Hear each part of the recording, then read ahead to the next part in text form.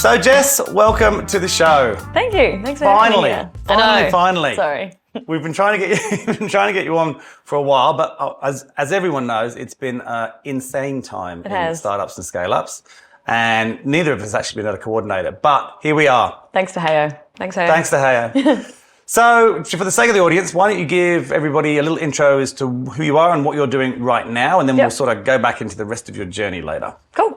So I'm Jess Walker, and I'm the Programs and Community Manager at AirTree's. So what that is I run a program called Explorers and Pioneers, which we can jump into. We will do. I didn't know you did Explorers and Pioneers. Yes. Are they the only two, or is there another one? There's one in the pipeline, and then I do like a bit of investment through the Explorers. So it's a broad range. Well, everyone knows AirTree's. Yes. Everyone that watches the show anyway. Yep. So we don't need to talk about that. Before we sort of get into your current role, you've been in the startup scene for a little while. Yep. Why don't we talk about how that happened? Because it's a funny place to sort of find yourself if it wasn't planned and if you hadn't necessarily had your own business. But let's just talk through how you've ended up here. Sure. So I've probably been in the startup space for more than 10 years. I started out doing like little crappy e-commerce businesses in high school and university and had no idea what I was doing. And I saw them as kind of like side projects. What kind of products? Fitness bands, makeup products, things that I thought that people in my demographic would also like. Yep. But I learned a lot about, how to find a product, how to find a market, how to find the problem, product market fit, that type of stuff. So not knowing what any of that stuff actually meant. And were they your products, or were you like drop shipping or? So I would pick a product, buy in bulk, rebrand the whole thing, build like a WordPress website, and then sell them. It's pretty impressive at school. Yeah, it wasn't. They didn't do very well. But yeah, even so, just having the willingness to have a crack at school. Yeah, I started out like younger as I would buy bars of chocolate and then sell them on the bus for a profit. And so I was like, supply and demand, let's learn about that. And then I did e-com, and then I'd have this little book of startup ideas, and I'd kind of go around and talk to people and just listen to all their problems, because people love to complain about things. And so I'd like, tell me more about that complaint. And I'd write it down, and then I'd kind of like conceptualize it and visualize what that business would look like, and then figure out whether or not I wanted to take it further. Yeah. So at 22, I started my first company, and it was an end-to-end service management business for Airbnb properties. So it was in New Zealand. It was one of the first ones in the space. Had no idea what I was doing, but I would work on the business before work, like between 6 and 8:30, and then after work. And then one day I had no customers, no systems in place, nothing. And I had a piece of media come to me out of the blue, and this guy from the radio was like, "Hey Jess, I really want to do a story on you and your business. We have the Lions tour coming to New Zealand, and we need some more accommodation, so let's talk to your company." And he said, "Do you have an ops manager or a sales manager that I can talk to do this interview?" And I was like, yep, I do. And I called my boyfriend at the time, and I was like, "Sam, I need you to be my ops manager, and I need you to do this interview in half an hour." And we went through all the questions, and I didn't really have a business, but I had like a face of a business and kind of all that stuff. And so he said, "No, you need to call him back and do the interview." And so called him back, did the interview. From there, we had 4 more pieces of media in 48 hours. Wow. I went across New Zealand, and he gave out my email address and phone number on air. And so my website went down, my phone didn't stop going off. Went from 0 customers to hundreds, quit my job the next day. And that was kind of the first company I started. And then That's I ran. a great story. How have you not told me that before? I love saving that. it for this. Well, yeah, I was saving it for this. Yeah, exactly right. So before you go any further, what made you go down that route? What made you sell the chocolates first? What made you start your little e-coms, and what made you do this? Was it a parent? Was it just I don't know. Where did that come from? I think it probably was my mum. She, when I was younger, she had her own aerobics company. Aerobics? Yeah. How cool. Yeah, so I was like a little 3-year-old. She'd like bring me to the aerobic class and like try and do her class and like run it, and then I'd be running between the little, like the people doing the class. The leg warmers. Yeah, exactly. Yeah. And so I saw that from a very early age, and then she had a few other company, like more like small to medium-sized business, like cleaning companies and stuff. Yep. And just kind of saw her work really hard and see little bits and pieces. But again, nothing was very structured in terms of, we all know about like go-to-market strategies and product market fits. That and didn't like, exist That then. didn't exist, no. So none of that was in my mind, but I've always just been interested in like starting something. Yeah. And that's why I had that little book of ideas. And I still have the book of ideas, and some of them are terrible. Yeah, well, that's good. You need the terrible ones, Yeah, you need right? the terrible ones to find the good ones. Yeah. So, yeah. Okay, so what happened with back to New Zealand? Yep. You got the business, you suddenly exploded. Yep. What happened? So I ended up running it for 2.5 years. We grew to 10 staff, and I didn't know what investment meant back then either. So I bootstrapped without knowing that I was bootstrapping. It was a fairly operational heavy business. Yep. And it did well. It like was profitable and all that stuff, and we grew to be one of the larger ones in the country. And then I got to a point where I found myself completely burnt out, didn't have much of a work-life balance at all, which a lot of startups probably can resonate with that.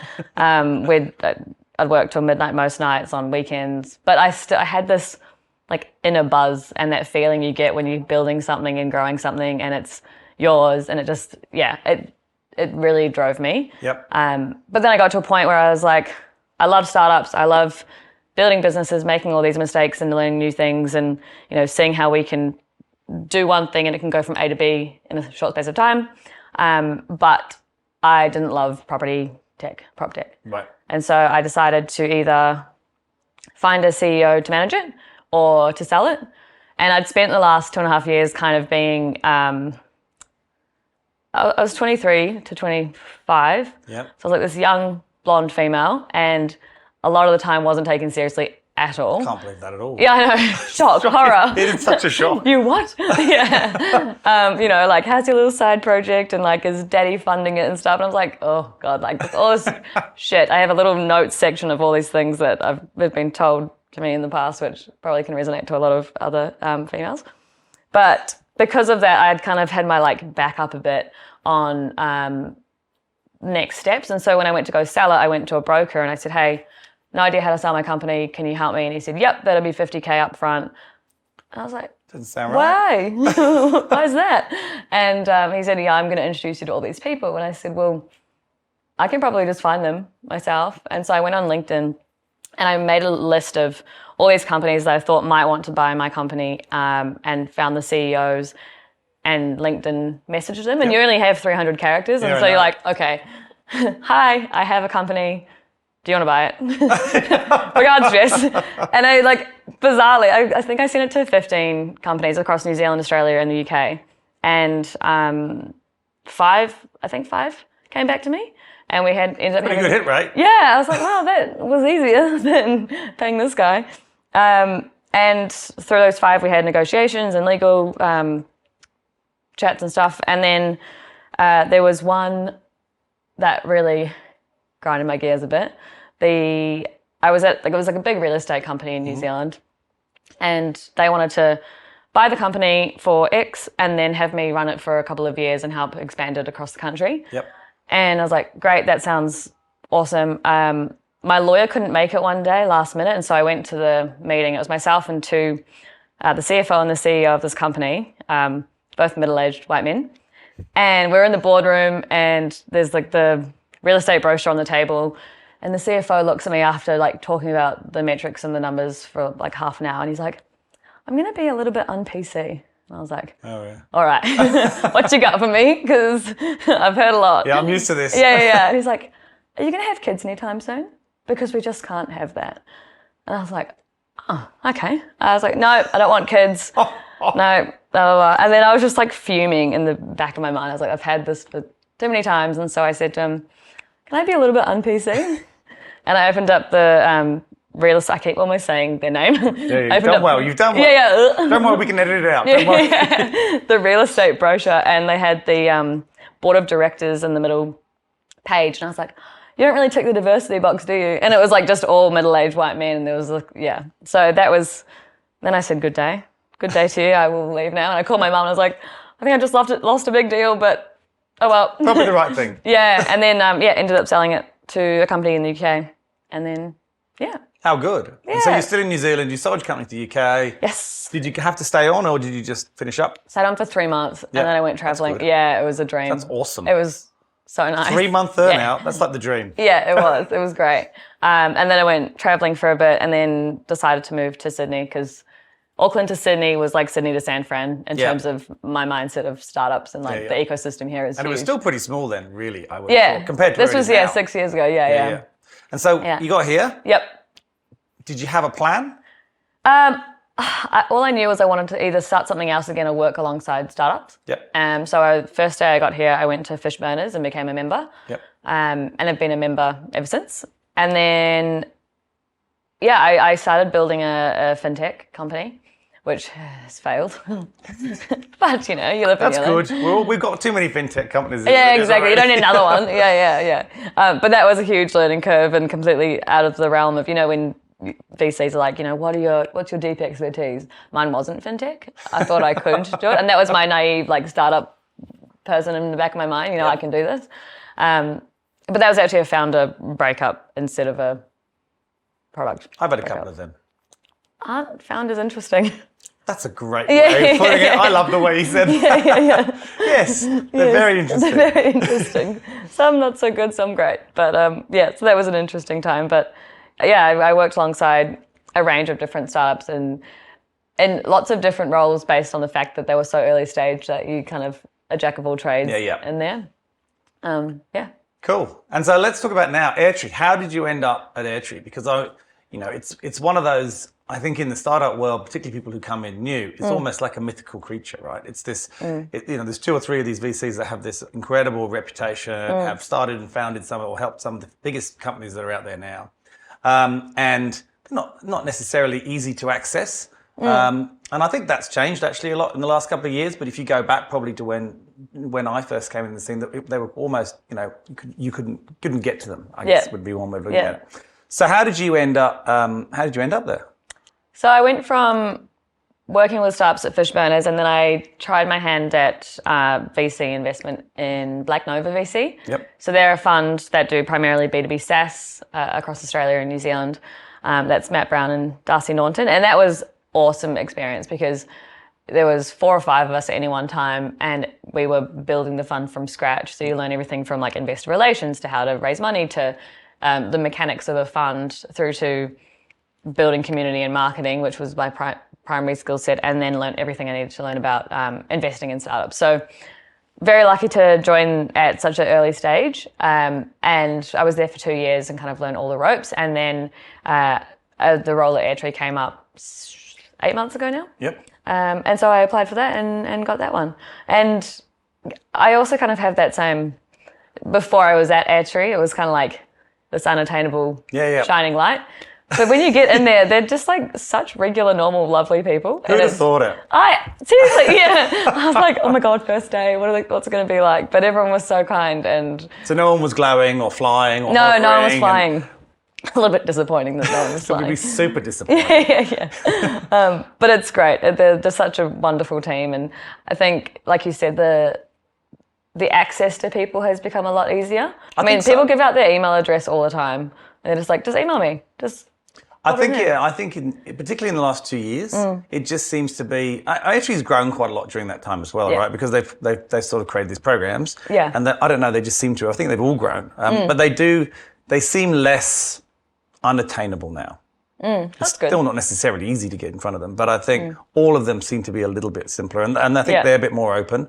I think they've realised that that's what the community is, right? It's not a sort of world where you've got ivory towers. Its whole point is it isn't that. It shouldn't be that. It's the opposite of that. Yeah, I feel like the US VC market kind of puts a bad light on the Australian VC market. Like that one seems a lot more like cutthroat and aggressive and ivory tower type of thing. But some of them are enormous. I mean, if you look at some of look at the $1 billion. They've backed $10 billion companies, so they have become unattainable almost because they've probably built up a level of arrogance, I would guess, to some degree within there. How could you not? So look, I think it's great. So tell us about the program. So there's Pioneer and Explorer, right? Yes. So the Explorer program, we're basically creating we have a 3-month program where you learn everything you need to learn to be an angel investor. Yep. So we talk about the macro environment, Angel 101 through to deal source and deal flow and due diligence and legal, all that fun stuff. And we do it kind of for 2 main reasons at AirTree. One of them is altruistically, we see traditionally investing has not been a sport for anyone that isn't a white man. And so how do you create more diversity in that space, and how do you bring that to people who haven't necessarily had the opportunity to be angel investors? Yep.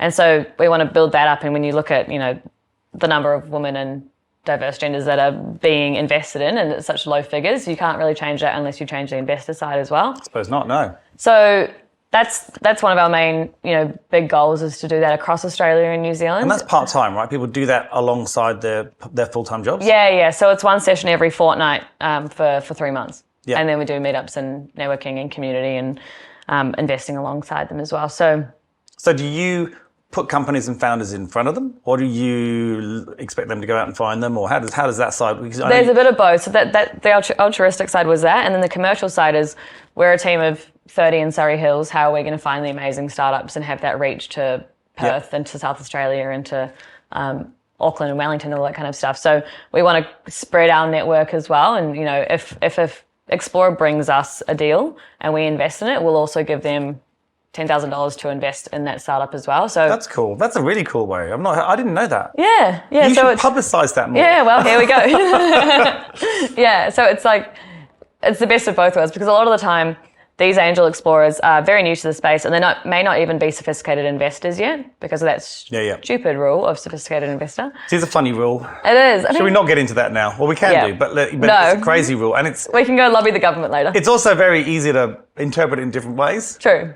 Well, I mean, let's put it this way. If your parents bought a house 25 years ago, and that house is now worth $2.5 million, they're technically sophisticated investors. Yeah. They may have not invested ever in their life. And may never. Yeah. But they're I'm not a sophisticated. sophisticated investor yet.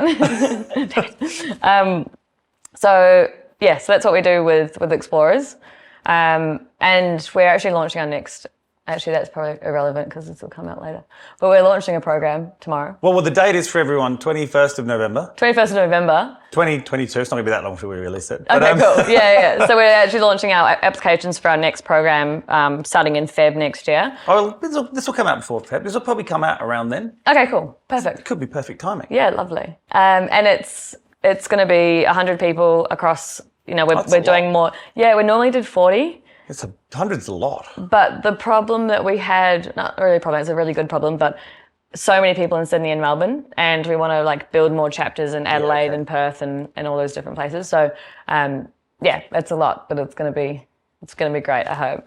It was my idea, so I hope it's going to be great. So that's the Explorer program. And then the Pioneers community, this is a very new community, but with AirTree, again, it's how do we back female and non-binary founders and teach them. A lot of the time, I think there's a gap between actually not knowing what a VC backable business is. Yep. My e-commerce business, not VC backable. I don't want to be VC backable. I don't want to talk to investors all the time. But I might make, a whole lot of money, for myself and for, the team. But understanding what it means to be VC backable, and if that's the path you want to take, then helping support them. And that's through workshops with incredible founders who have done that before. Yep. Fireside chats, panels. We have a panel next week on fundraising strategies, and that's great. We have got a golf session on Wednesday. We had a breakfast on Sunday, so it's sounds fun. Yeah, it's fun. So is that designed at people who are going to become founders, right? It's for operators, current founders, or would-be founders. Okay. Yeah, people who are interested in this space and want to learn more. It's interesting that you talk about. There's two things I want to touch on there. One, I'd love you in a minute to coin what a VC-backed business is in a really short way. Oof, I know you can think about that while I give you another question, because I know that's not an easy one. Yeah. There's been a lot of stuff in the press about VCs not backing female-based businesses and how still one-sided it is, and how many VCs don't have any females in their staff as well. Yeah. And AirTree has been the one that's come out saying they've actually done the most to really push themselves out there and not just promote it, but actually do it and hire a lot of people within the team now. So it's interesting that they're doing even more around that now. I didn't know about that Pioneer program. It's new, but we're going to grow it a lot next year. And I think it's a very, very different. You look at the whole spectrum of reasons as to why there aren't more women. Yep. Is it because when we're born we're taught to be kind and less risk adverse and all that stuff, and we're kind of conditioned this whole way through to when we have our options of what career path we want to take, we choose the less risky one. Is that one of the reasons? But what we're looking at AirTree is the top of funnel. And so we have a whole lot of data and metrics that we keep track of, and we do like unconscious bias courses. And we would be in a meeting and we'd be talking about a startup, and someone would say, oh, but that, and then someone would be like, Steve, unconscious bias, and just call out in front of everyone. Brutal. It's good. That must be good. It's great because you have to, because if you're thinking it, someone else might be thinking it, and we're trying to like kind of retrain ourselves not to have those. And people with it will make them think about their unconscious bias. Exactly. The unconscious bias is strong. It's strong in recruitment as well, right? It's strong. It's strong in so many things. Mm-hmm. There's a lot of talk about that. We are all conditioned to some degree by the environment we grew up in, right? So hopefully this will condition everybody in a different way. Yeah. Slowly but surely chipping away. Yeah, exactly. So we're trying to shift the needle, and it is a difficult thing to do, but it is. But you got a lot of investments to make this year. Got a lot of money raised by AirTree. So let's see if you can coin that. What do you think is the difference between a VC-backed business and a non-VC-backed business? So let's take your e-commerce business, for example. Like it's a product-based business. Yeah. Why is it not VC? Everyone knows service-based businesses are not VC-backed. That's scalable, It's just they're not as scalable. So why is an e-commerce business not? Is it because it's kind of half product, half service? No. So we have like Who Gives a Crap, which is the toilet paper. I know. And they're huge now. Enormous. Like they're doing so well. Yeah. And we invested in them, and they've gone gangbusters, and they're a product. They are. And they were e-com, and now they're like B2B and all. Well, they're out of the UK. Fun things. Yeah. They're just going everywhere. So e-com can definitely be VC backable, and maybe that will be a future business that I create one day. Yep. I have a neon sign e-com business at the moment, and it's not VC backable for me because I don't want to work on it full time. I don't want to, build $100 million company. And so from a VC perspective, when we're looking at, we have limited partners, LPs, that invest into our VC fund, and it's our responsibility to try and return their money. Yes. And so they're our customers. And so when we're looking at a company to invest in, we go, okay, historically, a lot of these companies will fail. Mm-hmm. We need to find companies that are going to return the entire fund and be able to give our LPs their money back. And so if we don't believe that a company can grow to be, $100 million plus, then that's like one of the largest pieces of being a VC-backed company. It's a pretty big business. It's a pretty big business, yeah. It's a tough gig, Not easy. And you can't do that part-time. That is for sure. No, exactly. Yeah. So I have another question for you. Yes. Why are they called limited partners? I've always wondered that. I actually don't know. I think it's an accounting legal. We need to find out. Yeah, okay. I'll find it out for you. Everyone always goes, LPs, and then I was like, I don't know what LP stands for. Well, and then when I found out, GPs, I was like, that doesn't make any sense. So general partners. Yeah. And they're like the bosses of the fund. Of the fund, yeah. So maybe limited partners is like a. So they're partners, but they're not full partners. Yeah. So they don't do any of the operations. They don't do any of the decisions. So that's probably why. Maybe. We'll find out. Yeah. And then the last part is, are you still involved in the investment side as well? Because obviously you've had that background. Yeah. So I dabble in it through the Explorer side. So when the Explorer deals come through to me, I'll take first meeting, and I often take the Explorers on the first meeting because I like to see how we operate. Yep. And then from there, if we're interested, take it to investment committee, do the deep dive, do the IC paper. So I do the investments from that side, which is. Okay. And how long is the average process of going through that when you have a founder come to you, from sort of that go to where you first decide that it's probably going to happen? Obviously, forget the term sheet negotiation because that's different. But in deciding, yes, we want to, what's that process look like? So it's typically about 5 meetings. So first meeting, it's normally half an hour, and it's trying to, It's not long. No. It's not long at all. Well, previously you'd send us like the pitch deck and any details that you can, so we can pre-read and kind of have questions ready to go. Yep. But the first one is more like a relationship building, and do we get along? Do we think they would work really well together? Yep. Is this company, does it fit with the kind of overall mandate? And then from there we take it to our investment committee meeting. So we do it every Tuesday, and we sit in that meeting and say, yep, I've got the nudge group, they're doing X, Y, and Z. Steve's a great founder, blah, blah, blah. They have a bunch of questions, and then you either, if a partner's interested, then you take them on the second meeting. Otherwise it's a thank you and here's some feedback. Yep. And we try and do that very quickly because we know how time-sucking fundraising can be. And founders just don't need to be fundraising all the time if they have to be. Although they do seem to. Once they all seem to. Yeah, it's like full-time fundraising, isn't it? Then you have the partner meeting, and then you have what's called an IC paper. So if the partner's excited, you do an IC paper, and it's usually 2 to 3 pages on kind of a semi-deep dive into what the company is, what the industry's like, what the market analysis is, and then take that to the team deep dive. The whole team then asks like pretty detailed questions. It's usually an hour. Yep. And then from there, they have a partner presentation. Okay. That doesn't sound too bad. Always the thought of it sounds like it's people say, oh, you need at least 6 months. I think that, I mean, it's such a long slog when you're doing it with so many different companies and you get so many no's, and it is a hard time, particularly now, like things are getting tougher. And so I'm going to ask you about that in a minute. Okay. Because I had lots of conflicting values, but carry on. So. Okay, no, you go. So it is hard at the moment, right? Yeah. Everyone keeps telling me how hard it is. And yet, we were both at Sunrise together. I obviously saw you there. I met up with a lot of different VCs at a lot of different stages, and I met some private equity guys as well. Now, private equity is going to continue on. I don't think that's really relevant to today, but from a VC point of view, I've been told leading up to Sunrise that all the money that's being raised now is going to be doubling down on investments they already have to make sure they get through this harder time that's coming, to make sure that money wasn't wasted. Yes, it'll be harder for them to get the money, but the money's still going to be there. They've just got to prove they've got a more, I guess, robust business and make sure it's not as, wasteful, I guess. And that's where all the money's going. That's what I was told before Sunrise. Throughout Sunrise, I had a number of meetings. As I said, I went to dinner with some of the VCs. Then they were all telling me, oh no, this is the best time for seed and Series A, which is completely the opposite. And we're not really going to be doing too much Series A and above. That's going to be really hard to get money there. And I'm like, doesn't make any sense. What's your take? Interesting. It really caught me off guard because the press has been saying it, people have been telling me, everyone's been telling me. Yeah. I don't know whether someone started a rumor and everyone's just been regurgitating it. It's super weird. But then when you actually sit there with them and say, oh yeah, we'll do some later stage stuff, but no, this is the best time ever because we've got to get this money out before the new funds start. This is when you should, next 3 quarters, which is supposed to be the worst 3 quarters in the history of the last 5 years, is the best time to raise money. So I'm just sitting there going, I don't know what to think anymore. Bizarre.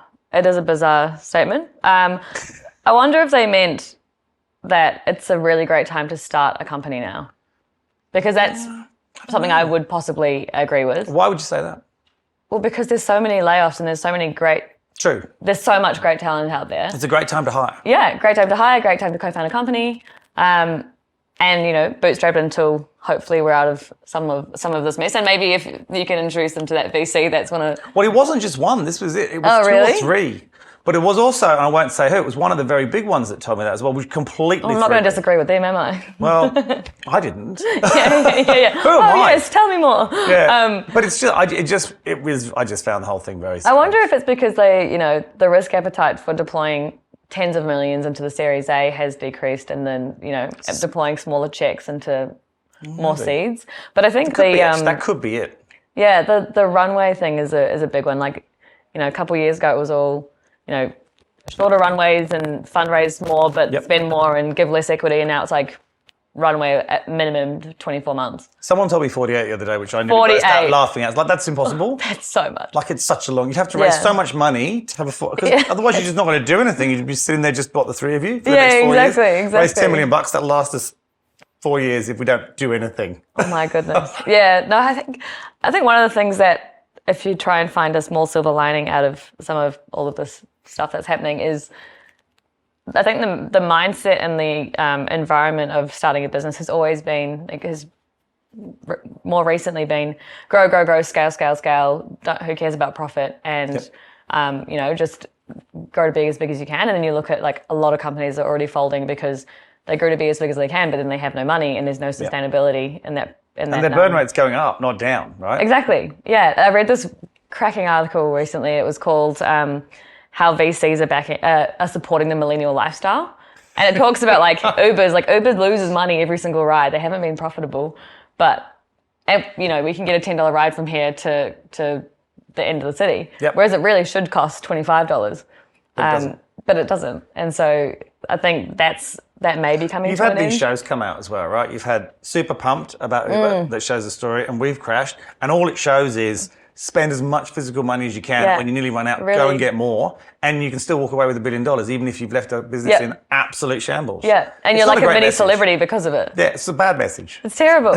Yeah, it's we definitely glamorize this space a lot more. And I think founders who are in it now, actually, they're probably crying in the corner because it's so hard. So And that's my last question for you, actually. Yes.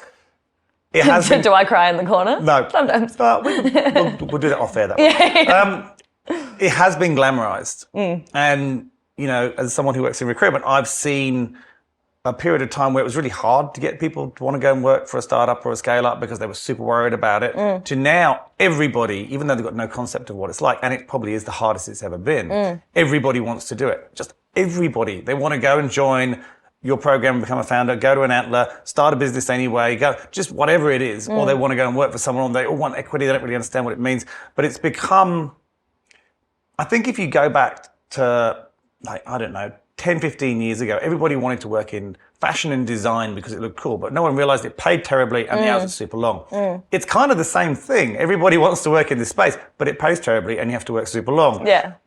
How long do you think it will take for people to suddenly go, I don't want to do that, and then they all leave again and go back to corporate? Or do you think that will happen? Or do you think COVID has almost given a mindset shift to everybody that they just want to do something that they enjoy a lot more? I don't know. What do you think? And this is obviously just a very personal opinion. Yeah, I think it's. I think that mindset shift has definitely been there. Like, people have kind of reevaluated what they're doing and why they're in a big corporate grinding for someone else. Yep. And I don't necessarily think that VC, like I said, we were talking about before, I don't think that VC companies are necessarily the right thing for everyone. And there's, you know, that piece of, you know, you could earn $150,000 a year working for someone else, or you could make a company and sell it for $1 bajillion, and all of a sudden you're having the best life ever. I love that word, bajillion. Bajillion. It's the best word. $1 bajillion. And I think that maybe that part will die down, but the smaller companies, you know, building a lifestyle business where you can earn enough money to sustain yourself. And that actually is, you know,